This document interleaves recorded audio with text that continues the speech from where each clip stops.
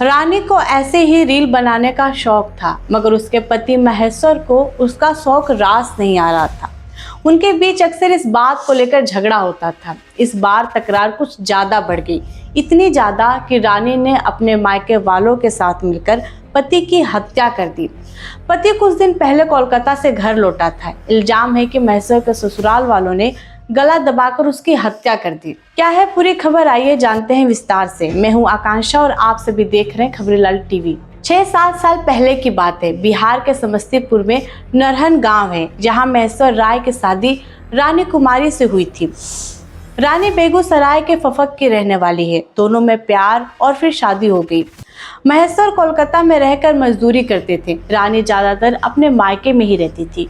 वो रील बनाकर अपने सोशल मीडिया अकाउंट पर पोस्ट करती। इस बीच कई लड़कों से उनकी दोस्ती हुई, बातचीत होने लगी, लेकिन महेश्वर इन बातों से मन ही मन परेशान था। वह अक्सर रानी को मना करता कि रील मत बनाओ, लेकिन रानी को टोका टाकी पसंद नहीं आ रही थी। झगड़े होने लगे। 7 जनवरी को भी कुछ ऐसा ही हुआ, लेकिन इस बार चीजें बढ़ चुकी थी। दोनों के बीच नाराजगी भी बढ़ गई थी।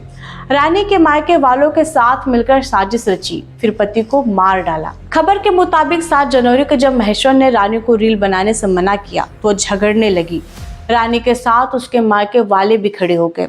आरोप है कि महेश्वर के ससुराल वालों ने उसकी गला घोंटकर हत्या कर दी।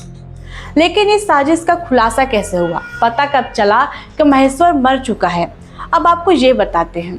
दरअसल रात के करीब 10:30 बजे थे। कोलकाता से महेश्वर के भाई रुदल का फोन आया। घंटी बजती रही, किसी ने जवाब नहीं दिया। घंटी दोबारा बजी, फोन उठा तो दूसरी तरफ महेश्वर नहीं था। गोल मोल जवाबों में उलझाने की कोशिश की जा रही थी। रुदल को शक हुआ। उसने अपने पिता को रानी के गांव भेजा। पिता तुरंत महेश्वर के ससुराल जा पहुंचे। दाखिल होते ही पिता के पैरों तले जमीन खिसक गई। सामने महेश्वर का शव पड़ा था। पिता रोते रहे। उन्होंने रुदल को फोन कर जानकारी दी, साथ ही खूटा बंदूर थाने में शिकायत भी दर्ज कराई।